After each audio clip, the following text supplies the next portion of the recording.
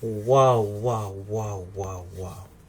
On enchaîne les épisodes de l'année. Chaque œuvre qui est en train de sortir actuellement, depuis 2 semaines là, ça sort que des masterclass. Leur meilleur épisode à tous. Jojo, One Piece actuellement, Invincible qui est toujours dans la même tendance, sensationnelle. 1738, I'm like, hey, what's up? Since your pretty eyes, soon as you came in the door, I just wanna chill, got the circle, what's the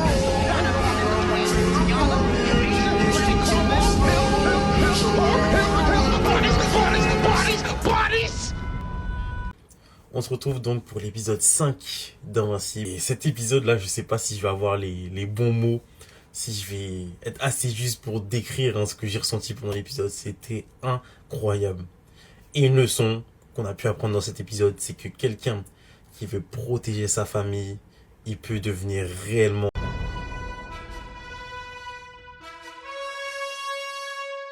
Alors on va entrer dans le vif du sujet tout de suite.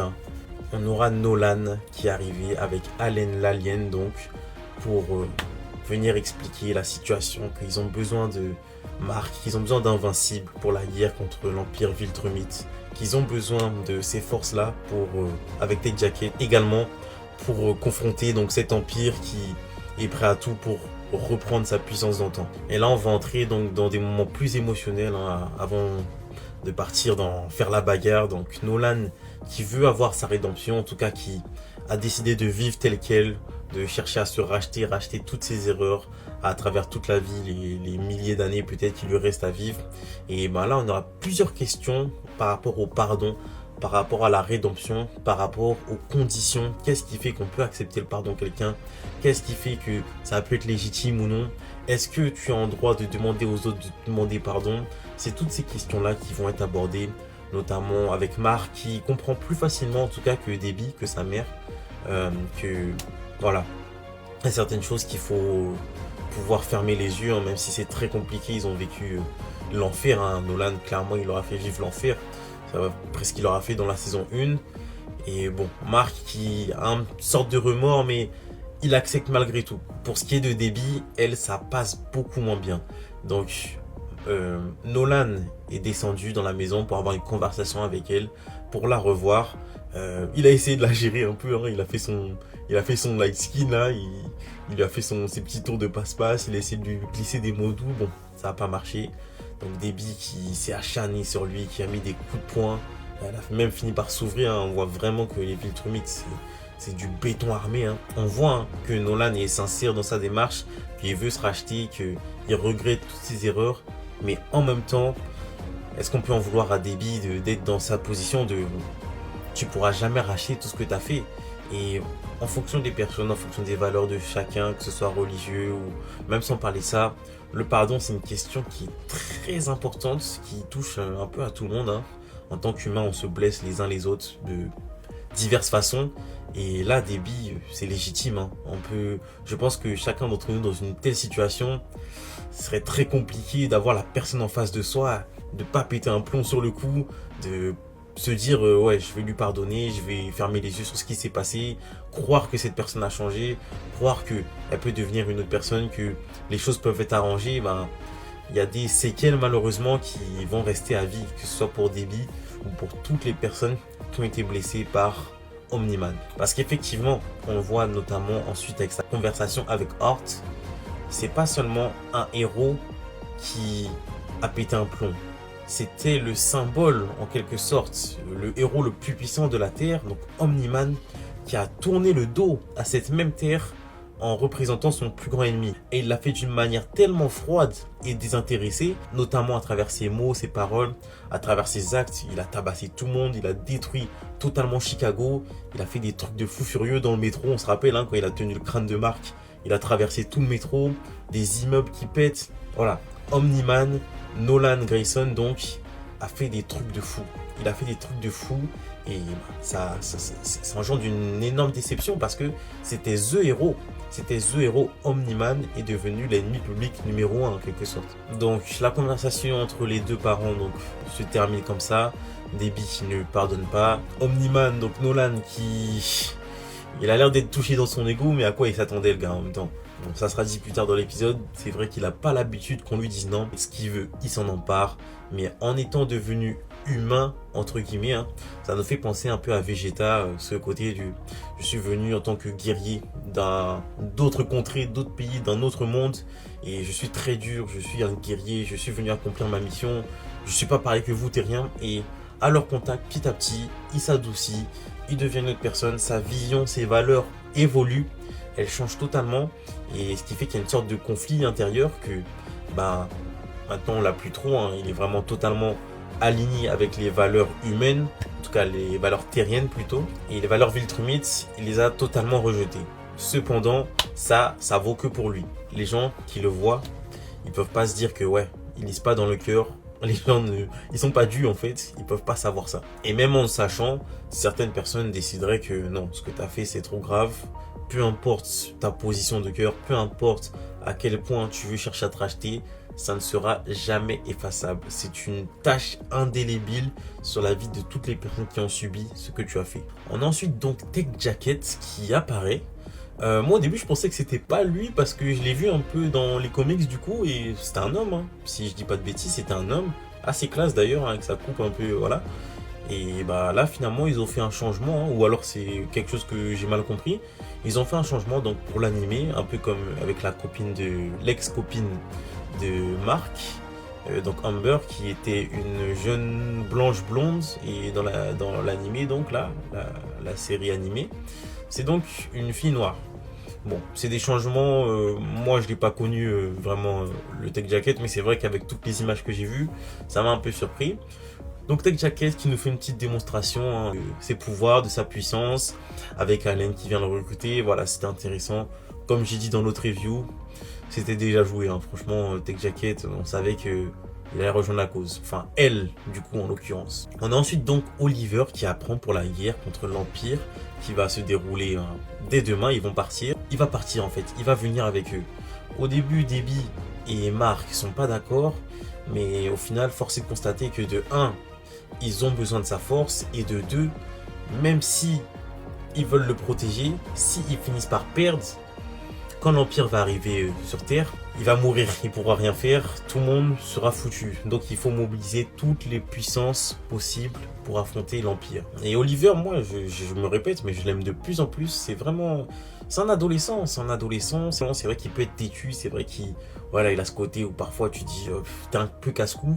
Mais il a une certaine maturité, il comprend très bien les choses, il comprend très bien les situations, les contextes, il voit quand la situation est tendue, il voit quand l'atmosphère n'est pas normale, et il sait prendre des décisions. Il fuit pas face à ses responsabilités entre guillemets, parce que ça reste un adolescent. Adolescent et responsabilité, ça va pas ensemble. Mais lui, il a vraiment cette fibre là. Donc on a donc Mark qui va faire ses au revoir à Eve. Voilà, un petit moment intime entre eux. On voit que Eve est très inquiète. Ils vont finir par se dire au revoir le lendemain, aux côtés d'Oliver, avec Paul, avec Debbie, et ils vont s'en aller vers le vaisseau. Une fois arrivés dans le vaisseau, hein, toujours pareil, la même ambiance avec le capitaine, son gros crâne là, la copine d'Allen. Et un moment, donc je vous passe le voyage, hein, un peu chill, ils apprennent à se connaître. On a le vaisseau qui est sous attaque. Et là, la copine d'Allen, j'ai oublié son prénom, va devoir faire un choix cornélien. Elle va devoir choisir de abandonner le reste de l'équipage. Parce qu'effectivement, le vaisseau était touché. S'il laissait tout ce vaisseau en un morceau, ils allaient se faire annihiler. Elle a dû se débarrasser de la partie arrière pour continuer d'avancer. Donc elle a réussi à s'en sortir, elle avec l'ancien commandant. Cependant, il y avait Oliver et Nolan qui étaient restés à l'arrière, qui vont être rejoints ensuite par Tech Jacket, par Mark et par Allen pour venir à leur rescousse. Et là, la surprise, on voit qu'ils ont été attaqués par des Viltrumites. Et pas n'importe lesquels, parce que c'est une équipe de 3 dirigée par Conquest. Là, la surprise pour Mark. Cécile, il a vraiment fait de la merde, hein, honnêtement, il faut le dire.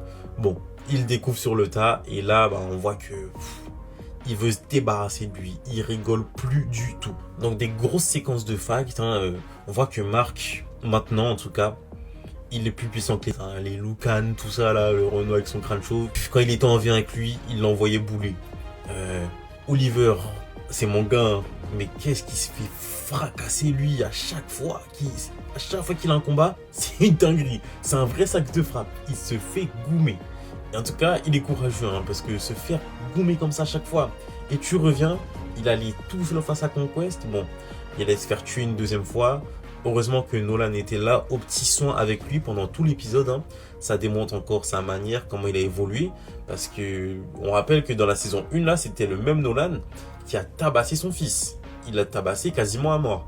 Et là, ben, il prend des risques. Il est aux aguets. Il cherche à le protéger. Il trouve des solutions pour qu'il s'échappe. Et ça montre vraiment un Nolan différent. Sa rédemption, elle est sympathique. Hein. Je comprends les personnes qui diront que ouais non, il lui pardonne pas, ça reste un enfoiré un peu à la Endeavor, tous ces trucs là. Moi en tout cas je suis toujours friand de ce genre de rédemption. Donc c'est intéressant, on voit que sa mentalité a évolué, sa manière de se battre aussi. Et voilà, on a donc Mark qui va venir à la rescousse de Oliver à son tour, pendant que les autres font leur combat, hein, du 5v3. Ils sont quand même en train de dominer, hein, l'Alliance, la coalition est en train de dominer les Viltrumites, c'est pas rien. Bon, maintenant, ils ont leur petite armée là qu'ils ont recruté, leurs soldats de Freezer là, les Stormtroopers qui vont débarquer avec leurs fusils. Et la tendance va se réinverser, un peu comme à Marineford avec les pacifistes. Et là, le début du climax de l'épisode, mais c'était un truc de fou. On a Conquest qui a pourchassé Oliver jusqu'à la planète. Parce qu'Oliver était parti se réfugier sur une planète pour reprendre son souffle. Et là, Conquest qui arrive derrière pour le baffer comme il avait fait dans la saison précédente. Et là, tu as Mark qui arrive. Et là, c'est parti. Patate. Et après ça, il lui a attrapé le coup comme ça. Il est en RP Reggie Miller. Ah non, vraiment, Mark en RP Reggie Miller. Du début du combat jusqu'à la fin, on va y revenir. Il lui a attrapé le coup comme ça. Et il a pas lâché. J'ai pas lâché. Vous êtes venu à toi. J'ai pas lâché. Ah, c'était trop intense. C'était dingue. Je crois que j'ai même préféré ce combat-là au premier. Parce que là, il y avait une tension. En fait, ce que j'ai ressenti pendant l'épisode, j'avais peur. J'étais mal à l'aise. J'étais en mode, wow, mais c'est violent. On sent que les deux, ils veulent en finir avec l'autre. Ils sont prêts à utiliser tous les moyens possibles. Donc, t'as Mark qui serre le coup de Conquest encore une fois comme ça. Pendant, je sais pas combien de minutes, Conquest qui se débat, qui le frappe, qui lui casse les côtes.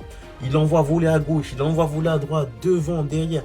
Il lui fait la totale. Et à un moment, bah, tu te fais étrangler. Au bout d'un moment, tu arrives à respirer. On voit la tête de Conquest qui est devenue violette. Il est en train de mourir. Et là, il va faire un truc. Il va prendre sa grosse main. Il va la planter dans le bide de Mark. Et il va commencer à lui retirer ses organes. Ses intestins, je sais pas, il y avait des trucs, des mètres et des mètres. Il est en train de retirer ça. Pendant cette séquence-là, moi, je suis pas quelqu'un de sensible à ce niveau-là. Limite, je regardais comme ça, quoi. Bon, j'abuse un peu, mais c'était dur à regarder. C'était vraiment dur à regarder. Et j'étais même en train de me toucher le ventre. C'était vraiment intense. On voyait la souffrance de Mark avec les doubleurs qui font un boulot sensationnel. La folie de Conquest qui est très bien retranscrite. Pendant qu'il est en train de mourir, il donne tout, il arrache. Tu te dis comment ça va se terminer. En fait, c'est le premier qui craque là. Finalement, Mark, entre guillemets, gagne. Parce que Conquest rend l'âme, on a l'impression en tout cas qu'il rend l'âme en premier. Il s'évanouit pendant que Mark a tous ses organes gisant sur le sol. Et ça, c'était... T'as Nolan et Oliver qui arrivent. Littéralement quelques secondes après, ils arrivent, 11 minutes au Stardust, hein, comme on dit, mais bon, ils sont arrivés là sur place et ils sont arrêtés devant. Je crois qu'ils sont aussi choqués que nous de voir son fils ou son grand frère dans cet état-là, avec ses intestins qui gisent sur le sol, mais ça doit être un truc de fou. En tout cas, c'était vraiment intense, hein. Je me répète, mais c'était... Je crois que ça fait très longtemps que j'ai pas ressenti ça devant un épisode, hein. J'étais réellement dérangé, j'étais en mode waouh, mais c'est quand que ça s'arrête? Donc là, je me pose la question. Mark a gagné en quelque sorte, hein, ou c'est un match nul comme vous voulez, et comment il va survivre à ça? Je sais que les Viltrumites ont un facteur de guérison plus rapide, tralali tralala, mais bon, les gars, déjà c'est un donut pour commencer, et deuxièmement, ses intestins sont sur le sol. Ses intestins sont au sol. Donc c'est quoi? Tu vas remettre à l'intérieur, tu le mets dans les capsules là de Dragon Ball et il revient. Je sais pas. franchement, je sais pas du tout comment on se doute qu'il va pas mourir, hein, c'est le personnage principal, mais c'est dingue. C'est dingue. Invincible, là, comme je disais, c'est trop fort à ce niveau-là. Ils ont pas peur d'exploiter le choquant. Et ça fonctionne vraiment. C'est ça qui les différencie des autres séries de super-héros. Je me rappelle qu'à la sortie, on parlait beaucoup de The Boys en version animée. Et bah, il y a vraiment de ça, c'était dégueulasse, mais c'était trop bon en même temps. On termine l'épisode donc avec Thaddeus qui confronte entre guillemets donc la copine d'Allen, qui lui dit qu'elle a fait le bon choix, hein, donc d'abandonner les autres héros donc de la coalition, que c'était les plus puissants de la coalition, qu'ils étaient débrouillards, qu'ils allaient réussir à s'en sortir, et elle de rejoindre la base. Bon, c'est vrai que le choix était dur. Après, nous, en tant que spectateurs, on sait qu'ils vont s'en sortir, on sait que c'est les plus puissants, on sait que voilà, c'est le cast principal, oui, ils vont s'en sortir, mais c'est vrai que c'était une décision très froide, et en tant que leader, c'est vrai que tu dois prendre des décisions compliquées comme ça, mais là, c'était... Après, vous me direz que être resté, ça aurait été du suicide, pas forcément, parce que la preuve, ils ont réussi à s'en sortir là, alors que il leur manquait des forces. Mais bon, enfin des forces. Les forces du vaisseau en tout cas, parce que c'est pas la copine d'Allen et le commandant qui allaient changer grand chose au combat, on est d'accord. On termine l'épisode avec Allen et Tech Jacket qui ont réussi à se réfugier. Hein, pendant que Nolan, Oliver et Mark étaient sur l'autre planète, eux ils ont réussi à se réfugier face aux deux autres Viltrumites et leur armée. Ils sont rentrés dans le vaisseau et là, on ne sait pas quelle est la destination du vaisseau, mais il va falloir être très patient. Ils sont dans une petite cage là, un KGB, hein, comme pendant la traite négrière, et ils sont là, ils vont jouer aux jeux vidéo, ils vont game, ils vont se connecter sur Valorant, et ils vont voir comment ça se passe. Allen, ce mec là, il me tue, parce qu'il est puissant, il est fort. Bon, il a le niveau d'un Viltrumite de base, à peu près, c'est mon impression en tout cas, mais il est toujours dans des situations comme ça. Fou, il est trop goofy, ça donne un peu de légèreté, hein, surtout en cette fin d'épisode qui était vraiment... voilà. C'était dur, hein. C'était vraiment du Peggy 18 là. Et voilà, un nouveau duo assez sympathique, hein, avec Tech Jacket qui donc a été revisité, une jeune fille, une jeune adolescente, qui a l'air d'avoir l'âge d'Oliver. D'ailleurs, je pense qu'il va y avoir une petite romance entre les deux. J'ai l'impression que c'est comme ça que ça a été teasé, c'est comme ça que ça a été foreshadowé. Donc un duo assez insolite, on va voir ce que ça donne. On a le duo donc de Monster Girl et Robot sur la dimension des Flaxans. Là on a Tech Jacket et Allen donc dans le vaisseau Viltrumite. D'un autre côté, on a la famille Grayson, entre guillemets, qui est sur la planète. On va voir comment ça va se passer, où ils vont aller, comment ils vont s'en sortir. Surtout Mark. Épisode sensationnel, le meilleur épisode de la saison pour l'instant. Montez dans le train invincible parce que c'est une grosse dinguerie et on se dit à la semaine prochaine.